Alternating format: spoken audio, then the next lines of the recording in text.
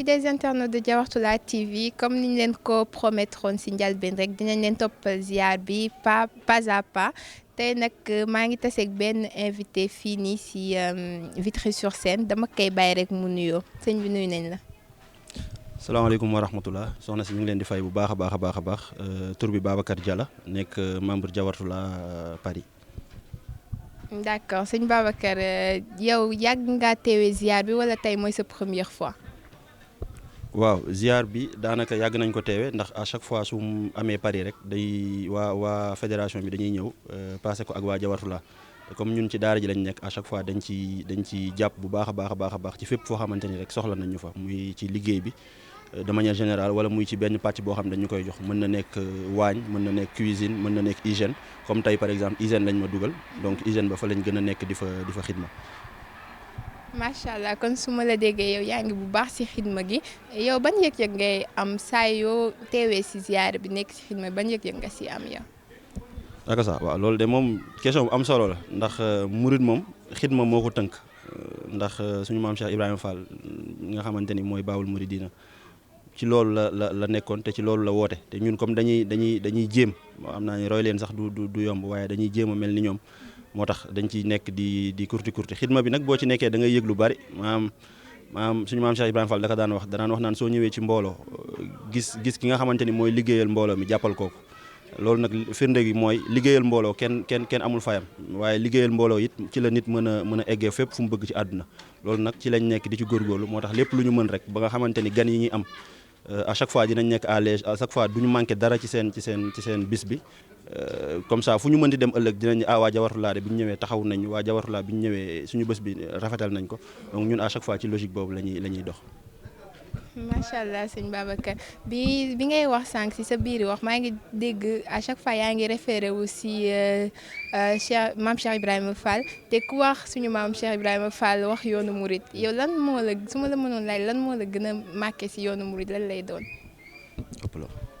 yoonu murit yaatu na de waaye rek comme li nga wax ku nekk ak li nga xamante ni fa nga gisee yoon bi wala ni nga ko comprendre te yoonu murit bu ñu koy wax ci sama xam-xam bu gàtt dañ ko tënk ci ñaar mooy al ilmu wal amal mooy xam ak jëf nag ci xidma bi ñu doon wax sànq ci jëf lay dugg al ilmu mooy li nga xamante ni ñu ngi koy def ci daara ji à chaque fois maanaam mooy bu ñu fi ñëwee di jàng suñu diine di jàng suñu farata di jàng li nga xamante ni moo ñu war ñu jéem ko xam nga xamante ni fépp fu ñu fekk ñu mën ko matale bu ñu nee jëf nag mooy liggéeyal nit ñi mooy jaamu yàlla ci nit ñi maanaam nit da di loo xamante ni dafa foor lool suñu borom moo ko waxal boppam te képp kuy liggéeyal nit day mel ni suñu borom ngay wuutu ci rôle am donc te loolu dafa am solo loolu des fois dañ koy perdre de vue waaye loolu dafa am solo te ñun nag xam naa ne ay xale lañ waaye à chaque fois bi ñëwee ci daara ji ci loolu lañ ñu nàmpal ci loolu lañ ñu nàndal ba boobu ba tey ci lañ nekk maanaam di jéem a nekk ci ñaar yooyu moment wu xam su jotee ñu dem jàngi suñu xam-xam moment wu liggéey su jotee ñu nekk ci liggéey boo xoolee ci vidéo yi di nga gis kuréel bi su jotee dañuy ñëw toog kuréel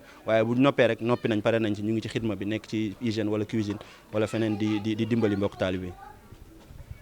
macha allah am na solo bu baax su ma la déggee aussi yaa ngi wax ci jeunes yi damay xaw a génn tuuti ci ziar bi yow ban message nga mën a lancer jeunes yi par rapport ak seen diine par rapport ak yeneen affaire soo gisee fléau yi am par rapport ak jeunes yi yow ban message nga mën a lancer après nga waxaale lañu sa kàddu bu mujj rek.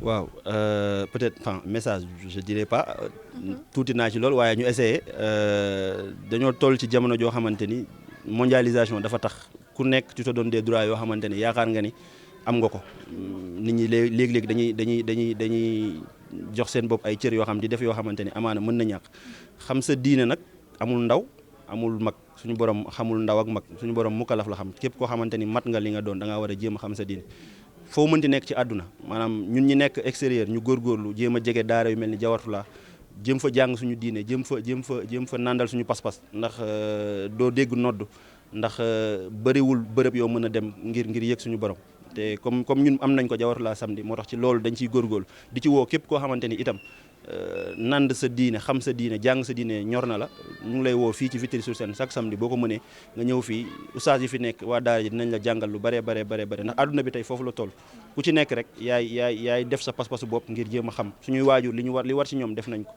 jur nañ ñu yar nañ ñu xamal nañ ñu àdduna jàngal nañ ñu suñu diine waaye am na loo xamante ni travail personnel nit ki la yaa koy dem wuti pour mu mën a nekk ci yow xam naa ne ci foofu la ñuy daanelee suñuy kaddu rek di tuub bu baax a baax ci lépp loo xamante ni dëng na ci rek ñàkk xam-xam bi ak doyade bi la rek lépp loo xam ne jub na ci rek ñu xam ni ndimbali suñu borom la ñu ngi koy tuub bu baax a baax a baax.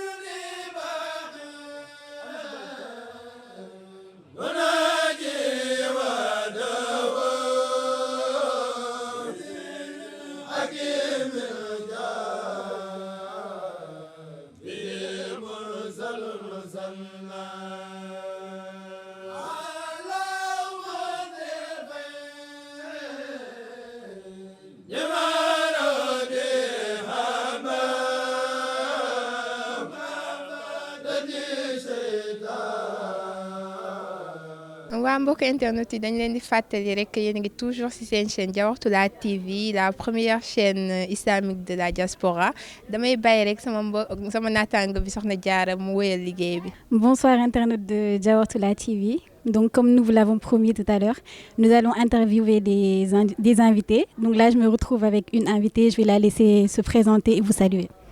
Bismillah. Assalamu alaikum. Je m'appelle Sokhna Fati et je fais partie du Daïra depuis moins d'1 an. Ouais. Merci Sokhna Fati. Vous faites partie du Daïra Diawartoulah, c'est ça. Donc aujourd'hui, est-ce que c'est la première fois que vous venez au Ziar qui se fait annuellement ici ou vous êtes une habituée?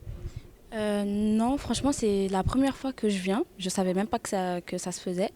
Et c'est vraiment parce que je fais partie du Daïra et que c'est là que j'ai su que ça existait. Et donc franchement, oui, c'est la première fois. Je n'ai jamais su que ça se faisait.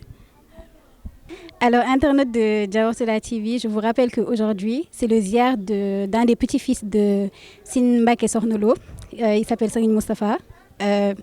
Donc, Sokhna Fati, si on devait parler de votre expérience dans le Daïra Diawartoulah, qu'est-ce que vous nous direz? Qu'est-ce que le Daïra vous a apporté? Il faut savoir que moi, je fais partie d'une famille mouride et ils sont très pratiquants, très à fond. Alors que moi, j'étais vraiment à l'écart, je ne voulais même pas en faire partie. Et un jour comme ça, j'ai eu un ami qui me dit tu sais qu'ici il y a un daïra, tout ça, est-ce que tu ne voudrais pas venir essayer de voir? J'ai dit non, ça ne m'intéresse pas. Et ça, c'était l'année dernière, donc il a réussi à me convaincre et je suis venue. Mais je peux dire que c'était vraiment la première fois, mais la toute première fois que que j'assistais à un daïra en fait, mouride. Et j'ai accroché direct, déjà avec les personnes, ils sont super accueillants. Super chaleureux, je m'y attendais même pas. Et avant de venir, moi je disais de toute façon j'y vais juste pour te faire plaisir et après voilà c'est tout. Et en venant en fait, je me suis rendu compte que j'ai raté beaucoup de choses. Je trouve que ça m'a apporté de la tranquillité, on va dire, parce que j'étais une personne beaucoup trop agitée. Et ça m'a apporté la tranquillité. Et puis surtout, ça m'a aidé à plus pratiquer ma religion parce que j'étais une personne vraiment un peu voilà et franchement on peut dire que ça m'a vraiment beaucoup apporté.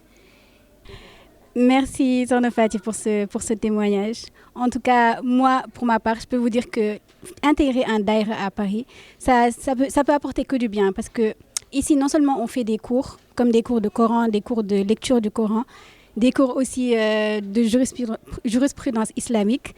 Donc ça peut que être un plus en fait au niveau de notre religion. Et c'est ça les tariqa, c'est ça le mouridisme en fait. Il apporte de la connaissance, il apporte ce sentiment qu'on a quand on vient d'arriver en France qui est la solitude. Avec les mbok talibés, on peut se sentir intégré et tout. Donc, franchement, intégrez les daïras dès que vous venez à Paris.